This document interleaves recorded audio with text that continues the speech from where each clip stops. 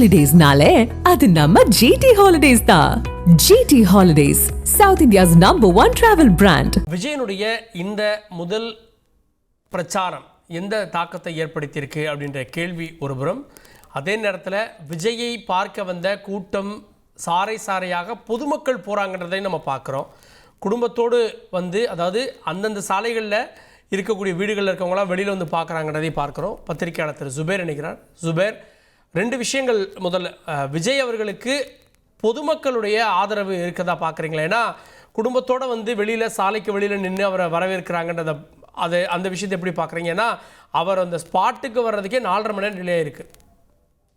இல்ல, திருச்சி மாதிரி சென்னையினுடைய ஒரு மைய பகுதியில ஒரு பிரபலமான நடிகர் வருகிற பொழுது அங்கு அந்த மக்கள் எதர்ச்சியாக பார்க்கறது ஒரு வழக்கமான விஷயம்தான். நம்ம 1000 முறை ஃபிளைட்ல போன ஆட்களாக இருந்தாலும் மீனம்பாக்கத்தை கிராஸ் பண்றப்ப மேல ஃபிளைட் போனா நம்மளை அறியாம மேல பார்ப்போம். அது வந்து ஒரு அட்டென்ஷன் தான். அது அந்த மாதிரி ஒரு உச்சபட்ச நடிகராக இருக்கக்கூடிய விஜய் வந்து இன்னைக்கு ஒரு திருச்சி மாதிரி ஒரு இடத்துல வர்றப்ப நடிகரை பார்ப்பதற்காக ஒரு கூட்டம் கூடும்.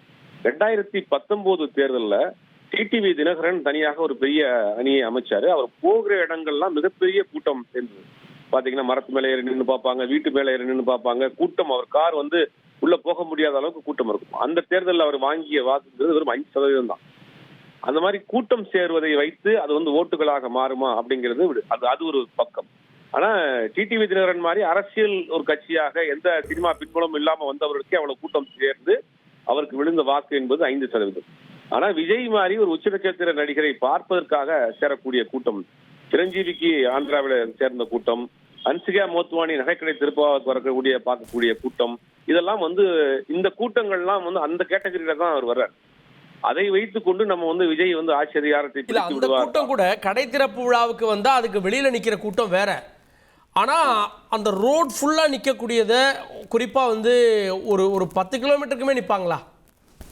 இல்ல, அந்த பகுதிகளில் இன்னைக்கு லீவு நாளாதான் ரொம்ப தெளிவாக ஒரு பிளான் பண்ணிருக்காரு. இன்னைக்கு விடுமுறை நாளா இருக்கு. அதனால பொதுமக்கள், அந்த பகுதியில் இருக்க பொதுமக்கள் அங்க நின்று பார்க்கத்தான் செய்வாங்க.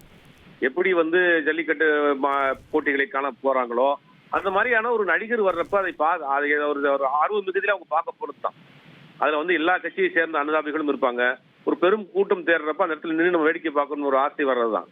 அந்த கூட்டம் தான் ஒழிய வாக்குகளாக இதை எப்படி அறுவடை பண்ணுவார் அப்படின்னா அது தேர்தல் முடிவுகளுக்கு பிறகுதான் தெரியும். ஏன்னா ஒரு பெரும் கூட்டத்தை சேர்த்திருக்கிறாருங்கிறது மட்டும் உண்மை. பெரும் கூட்டம் சேர்த்திருக்கிறாரு, அவரை பார்க்கறது கூட்டம் கூடுது அப்படிங்கிறதுல மாற்று கருத்தே கிடையாது. ஆனா இதெல்லாம் வாக்குகளாக தேர்தல் நேரத்தில் அறுவடை பண்ணுவாரா விஜய் அப்படிங்கிறது அவருடைய பிரச்சாரம், அவருடைய பேச்சுக்கள், நடவடிக்கைகளை வைத்து தான் அடுத்து நமக்கு ரிசல்ட்டா தெரியும். இன்னைக்கு ஒரு நடிகரை பார்ப்பதற்கு ஒரு பெரும் கூட்டம் திரண்டு இருக்கிறது அப்படிங்கிறத நம்ம பார்க்க வேண்டியது இருக்கு. அவர் ரசிகர்கள் எல்லா பகுதியிலும் கொஞ்சம் ஓரளவுக்கு இருக்கிறாங்க. அந்த ரசிகர்களும் இன்னைக்கு பெரிய ஆர்வ மிகுதியில வந்து சேர்ந்திருக்காங்க. அப்படித்தான் அதை பார்க்கணும். நன்றி திரு ஜுபேர், இணைந்து உங்களுடைய பார்வைகளை பதிவு செய்ததற்கு நன்றி. ஹாலிடேஸ்னாலே அது நம்ம ஜிடி ஹாலிடேஸ் தான். GT Holidays, South India's #1 travel brand.